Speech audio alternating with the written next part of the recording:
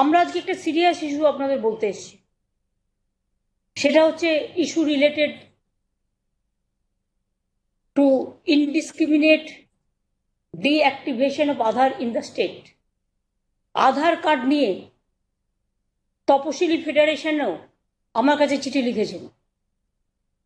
বিভিন্ন তপশিলি জাতির, নমশূদ্র মানুষের, মতুয়া সম্প্রদায়ের মানুষের, এক ধরনের গরিব মানুষের তাদের আধার কার্ড আমাদের না জানিয়ে, রাজ্যকে, ডিস্ট্রিক্ট ম্যাজিস্ট্রেটকে না জানিয়ে, ইভেন যার কার্ডটা পুরো ডিঅ্যাক্টিভেটেড করে দেওয়া হচ্ছে, তাদের একবার ফিজিক্যালিও জিজ্ঞেস করার প্রয়োজন মনে করেনি যেটা আধার কার্ডে প্রভিশন আছে, এবং কেন কাটা হচ্ছে সে জানতে পারছে না।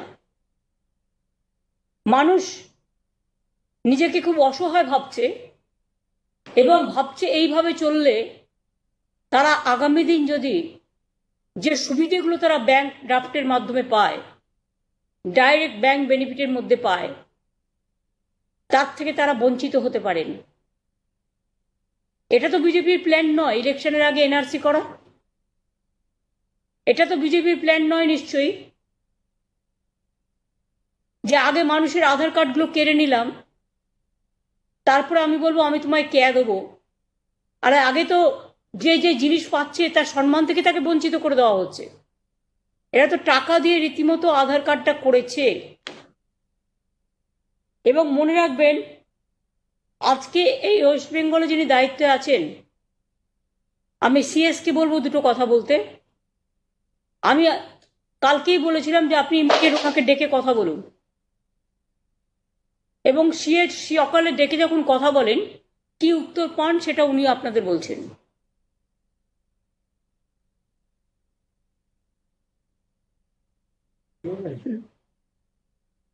আজকে এখানে শ্রী শুভদীপ চৌধুরী, উনি director West Bengal state office UIDAI, উনি এখানে আছে। আজকে ওনাকে আমরা সকালে বললাম আসতে। হি ওয়াজ ইমিডিয়েটলি রেসপন্ডেড। বাংলায় বলো, বাংলায় বলো, বাংলার লোকেরা শুনছে। উনি সঙ্গে সঙ্গে রেডি হলেন কি ঠিক আছে আমি আসছি। তার জন্য ওনাকে ধন্যবাদ জানিয়েছিলাম কি ঠিক আছে আপনাকে সকালে বললে আপনি আজকে অফিসে এসেছেন দেখা করতে। ওনাকে থেকে আমরা জানতে চাইলাম কি এই যে আধারগুলো ডিঅ্যাক্টিভেট হচ্ছে তার কি কারণটা আছে, কি প্রসেসে করা হচ্ছে। তো উনি দু তিনটা কথা বললেন, সেটা আপনাদের সামনে আমি রাখছি। একটা উনি বললেন কি সেটা এখানে যে স্টেট অফিস আছে এখান থেকে কোনোই এখান থেকে ডিঅ্যাক্টিভেশন হচ্ছে না। এইটা বলছে অফিস আছে দিল্লিতে আর ওদের ডাটা আছে ব্যাঙ্গালোরে, ওখান থেকে ডিঅ্যাক্টিভেট হচ্ছে। উনি নিজেই জানেন না কতজনের আধার কার্ড ডিঅ্যাক্টিভেট হয়েছে। উনি শুধু এটা বলতে পারলেন কি 900 থেকে 1000 লোক আইদার ওনাদের ওয়েবসাইটে বা ওনাদের গেভান্স পোর্টালে আর ওনাদের অফিসে এসে এটা জানিয়েছে কি আমাদের ডিঅ্যাক্টিভেট হয়েছে, এটাকে রেস্টোর করার জন্য। তারপরে আমরা জানতে চাইলাম কি কি বেসিসটা কি। তো বেসিসটা উনি বললেন যতটুকু উনি জানেন, ব্যুরো অফ ইমিগ্রেশন যে গভর্নমেন্ট যারা আছে ওনারা একটা লিস্ট দিয়েছেন UIDAI কে কি এরা ওভারস্টে করছে ইন্ডিয়াতে, এদের আধার কার্ডটা ডিঅ্যাক্টিভেট করতে বলেছে। কি বলেছে সেটা উনি বলতে পারছেন না, সেই বেসিসে কার্ডগুলো ডিঅ্যাক্টিভেট করা হয়েছে। কিন্তু আমি যখন জিজ্ঞাসা করলাম কি আপনাদের রেগুলেশন মধ্যে কি বলছে, তাহলে উনি বললেন এটা 28A of the Aadhaar regulation যেটা আছে তার বেসিসে করা হয়েছে। কিন্তু 28A পরে 29(1) আছে, 29(1) লেখাই আছে ক্লিয়ার কি ডিঅ্যাক্টিভেটেড করার আগে কিন্তু একটা field enquiry and person hearing দেওয়ার জরুরি আছে ফর ডিঅ্যাক্টিভেশন। আর যদি একটা ছোট বাচ্চা হয় তার জন্য বলেছে ইনকোয়ারি দরকার নেই। কিন্তু এগুলো কোনো প্রসেস না করে কি করলে কিভাবে করলে, তো উনি সহায় করে প্রকাশ করলেন কি এটা আমাদের তরফ থেকে হয়নি, সেটা আমি বলতে পারছি না। কিন্তু আমরা বললাম এরপরে যদি হয় তাহলে কিন্তু ল অ্যান্ড সিচুয়েশন তৈরি হতে পারে। আর আমাদের যা ডাটা পেয়েছেন ব্যুরো অফ ইমিগ্রেশন সেটা আমাদেরকে স্টেট গভর্নমেন্টকে প্রোভাইড করা হোক। আর যার ডিঅ্যাক্টিভেট হয়েছে সে ডাটা আপনাদের অফিস থেকে নিয়ে আমাদেরকে দেওয়া হোক। আর আগামী দিনে এটা না হয় সে ব্যবস্থাটা নেওয়ার জন্য। এটা আমার সঙ্গে কথা উনি বলেছেন, উনি দিল্লি অফিসে কথা বলবেন। এটা নিয়ে আমার কথা হলো। মানে না, আমি রিয়েলি সরি, ইলেকশনের আগে এমন কি ঘটলো যে হঠাৎ করে হাজার হাজার মানুষের কার্ড ইচ্ছা মতো কেটে দেওয়া হচ্ছে, ইচ্ছা মতো। এটা কি মানে গভর্নমেন্ট কি গায়ের জোরে চলে নাকি? গভর্নমেন্টকে তো কতগুলো আইন মেনে চলতে হয়। এটা gross violation of the other rules, Aadhaar card rules. এবং প্ল্যানিংটা কি? ডিটেনশন ক্যাম্প তৈরি করা আসামের মতো? নাকি প্ল্যানিংটা কি স্পেশালি অত্যাচার হচ্ছে তপশিলি এবং সংখ্যালঘুদের ওপরে? এবং আমার কাছে সবচেয়ে বেশি, এই দেখুন আমার কাছে চিঠি তপশিলি ফেডারেশনের লোকেরা জানিয়েছেন, সবচেয়ে বেশি মতুয়াদের ওপর হচ্ছে, তাদের কার্ডগুলো ডিনোটিফাই করা হচ্ছে, নমশূদ্রদের করা হচ্ছে, এবং গরিব মানুষ, ক্ষেত মজদুর, খেটে খাওয়া মানুষ প্রত্যেকটা জেলায় করা হয়েছে। whereas রাজ্য সরকার কিছু জানে না, জেলা প্রশাসন কিছু জানে না। গায়ের জোরে লুঠেরা গভর্নমেন্ট সেন্ট্রালের জমিদারি কায়দায় জমিদারের মতো আচরণ করে। জমিদাররাও আগে এ ধরনের আচরণ করতো না। এরা জমিদারদেরও হার মানিয়ে দেবে, যাকে ইচ্ছে তার কার্ড কেটে নেওয়া হচ্ছে। তাহলে করার প্রয়োজনটা কি ছিল? যখন করেছিলেন তখন আপনার কাছে ইনফরমেশন ছিল না? সব ইনফরমেশন নিয়ে এমনকি বডি স্ক্যান করেও তো করেছিলেন। কার কি অসুখ আছে সেটাও তো জেনে করেছিলেন। আধার কার্ডটাকে আপনারা আবার ব্যাংকে লিঙ্ক করেছিলেন, যে ব্যাংকের সাথে লিঙ্ক না হলে ব্যাংকে অ্যাকাউন্ট হবে না আধার কার্ড না থাকলে। নোটবন্দির নামে মানুষের উপর অত্যাচার করেছেন, আধার কার্ডের নামে ওপর অত্যাচার করেছেন। আধার কার্ড করতে গেলে 1000 টাকা করে নেওয়া হয়েছে, এবং এটা স্টেট গভর্নমেন্টের হাতে ছিল না। এবং স্টেট বলে দেওয়া হয়েছে আধার কার্ড ছাড়া কেউ কোনো বেনিফিট পাবে না। তাহলে কি গরিব মানুষগুলো বেনিফিট পাবে না?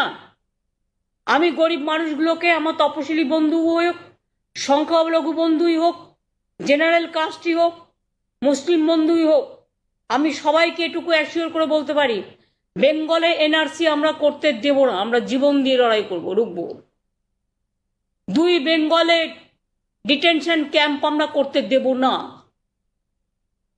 3, যে মতুয়া বন্ধুদের বলেছিল সিটিজেনশিপ রাইট দেবে, তাদের আজকে ফরেনার করে ডিক্লেয়ার করে দিচ্ছে। এটা তাদের অপমান করানো নয়? অপমান করা নয়? নমশূদ্রদের করছে, সব জেলায় হচ্ছে এটা। তো এতদিন কি ঘুমিয়েছিলেন কুম্ভকর্ণের মতো তারা? ইলেকশন আসার সময় মনে হয়েছে সব কেড়ে নাও? সব কেড়ে নেওয়া যায় না। আর সব কাটতে গেলে 355টা কমিটি পাঠিয়েছে বাংলায়, রোজই কাউকে না কাউকে পাঠায়। আর চোপড়ায় যখন শিশু মারা যায় তখন টিকিটাও দেখা যায় না। বিএসএফ এর গুলিতে যখন উত্তরবঙ্গে মারা যায় এদের টিকিটাও দেখা যায় না।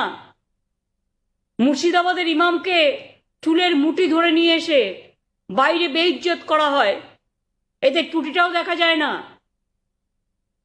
কোনো সাধু সন্ত কাউকেই আমরা অসম্মান করি না। অনেক শঙ্করাচার্যরা আছে, তাদেরও জিজ্ঞেস করুন, তারাও আমার সাথে একমত হবে যে সবাইকে নিয়ে সর্বধর্ম সমন্বয়ে এটা আমাদের সকলের একতা। আজকে এ ধরনের জিনিস কেন করছেন এই নোংরামিটা? Why they are playing this dirty game? I am asking the BJP party, do you think it is proper? Do you think it is justice you are giving to the people? You are snatching their democratic right, the beneficiaries' right. We will not allow NRC in Bengal. Please remember, we are ready to give our blood, but we are not going to exclude any individual person from Bengal. আর যত অত্যাচার এই দলিতদের ওপরে, সংখ্যালঘুদের ওপরে, গরিব মানুষের ওপরে, তপশিলীরা হিন্দু নয়? সংখ্যালঘুরা মুসলিম হলেও তাদের বাড়িতেও হিন্দু বউ নেই?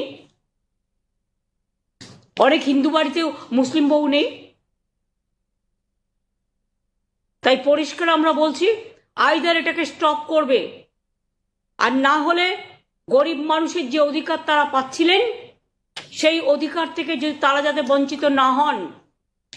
আমরা একটা ওয়েব পোর্টাল স্টার্ট করছি, যেটা সরাসরি মুখ্যমন্ত্রীকে জানাবে যদি যার যার নাম কাটা হয়েছে কারণ যাদের যাদের নাম কাটা হচ্ছে তাদের আমরা একটা আলাদা কার্ড দেবো, যাতে তারা কোনো বেনিফিট থেকে বঞ্চিত না হয়।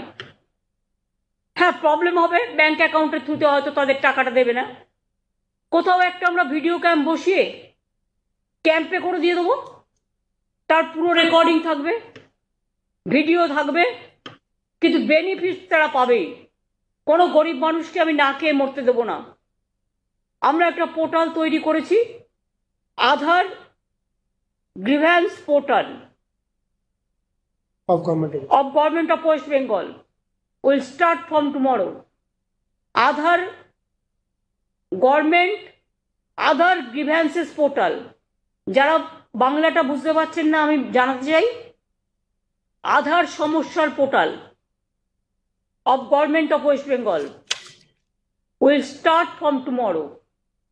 যাদের কার্ড ডিঅ্যাক্টিভেট করেছে ইমিডিয়েট তারা যেন আমাদের জানায়, কারণ তারা যাতে যে সুবিধাগুলো পাচ্ছিলেন কোনো সুবিধা থেকে তারা যাতে বঞ্চিত না হয়, তার নাগরিকত্বের অধিকার থেকে, তার গণতান্ত্রিক অধিকার থেকে, তার অর্থনৈতিক অধিকার থেকে, তার সামাজিক অধিকার থেকে, তার সাংস্কৃতিক অধিকার থেকে, সেটা দেখার কাজ হচ্ছে পশ্চিমবঙ্গ।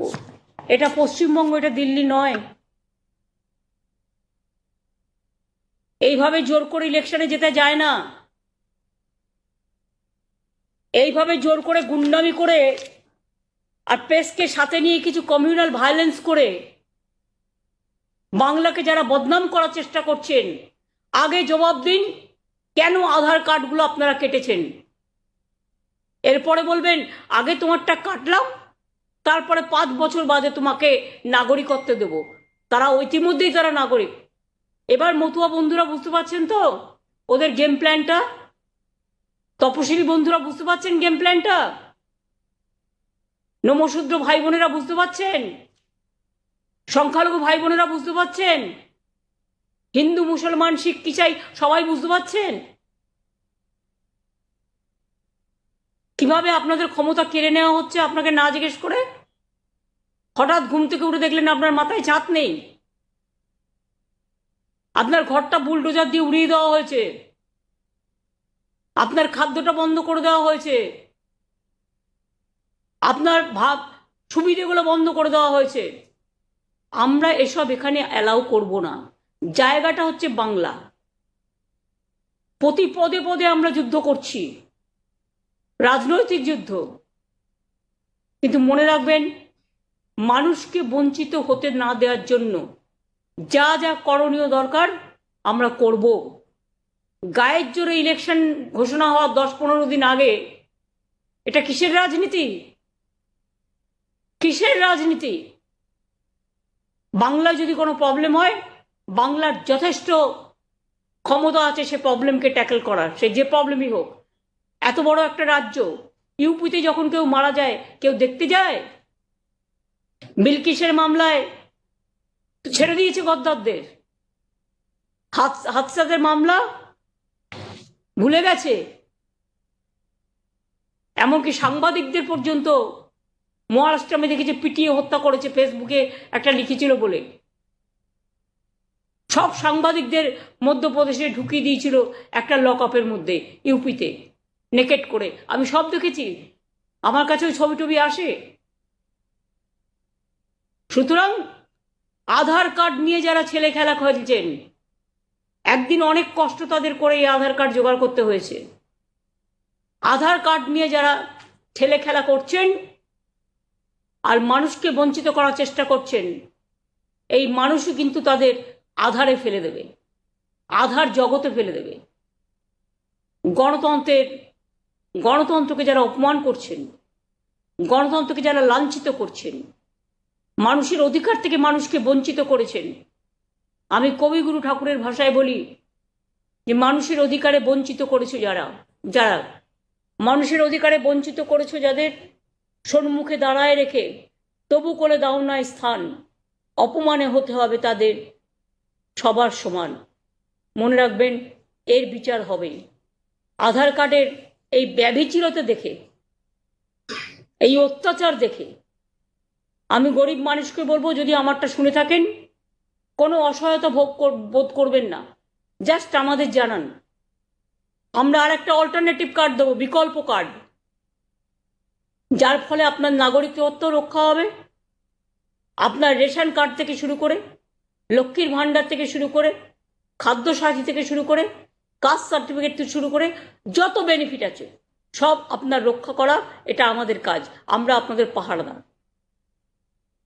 জমিদারদের বিরুদ্ধে, স্বৈরাচারীদের বিরুদ্ধে আমাদের লড়াই চলছে এবং চলবে। বাংলাকে দমানো যাবে না। নিষ্পেষণ চলছে গায়ের জোরে। এই গায়ের জোর আমরা মানি না, এর উত্তর দিতে হবে। আমি নিজেও প্রধানমন্ত্রীকে একটা চিঠি লিখবো বলে ঠিক করেছি, কারণ আমার কাছে যত কমপ্লেন এসছে তার ভিত্তি করে। আর বাদ বাকি আমি সবাইকে বলবো, কোনো ভয় পাওয়ার কারণ নেই। এখানে এনআরসি হবে না, বলছি যখন হবে না হবে না, গায়ের জোরে হবে না। এখানে গণতান্ত্রিক সরকার আছে, এখানে কোনো ডিটেনশন ক্যাম্প হবে না। এটা আসাম নয়, এটা উত্তরপ্রদেশ নয়,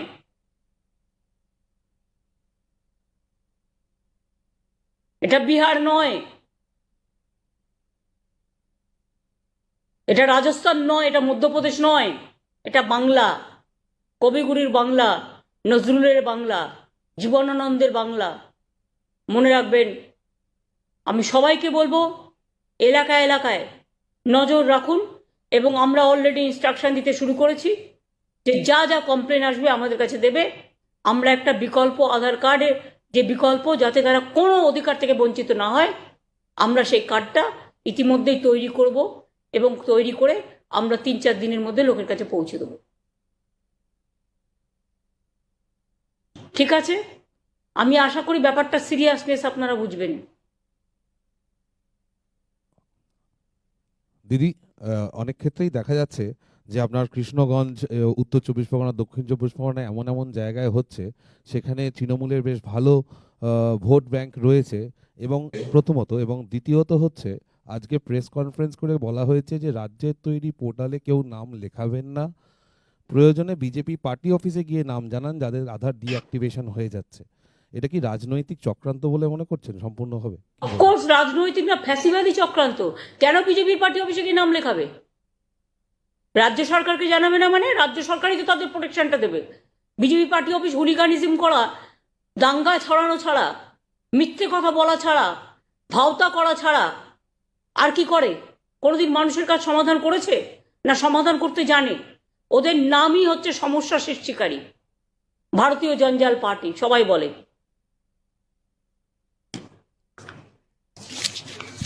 আমাদের যদি কেউ নাই জানাতো, তাহলে তপশিলি ফেডারেশন চিঠিটা আমাকে না লিখতো না। এরা আমাদের চোখ খুলে দিচ্ছে। আমি অলরেডি আপনাদের বলেছি, এমনকি জামালপুর বর্ধমান, সেখানেও প্রায় 50 জন আমার কাছে কমপ্লেন করেছে।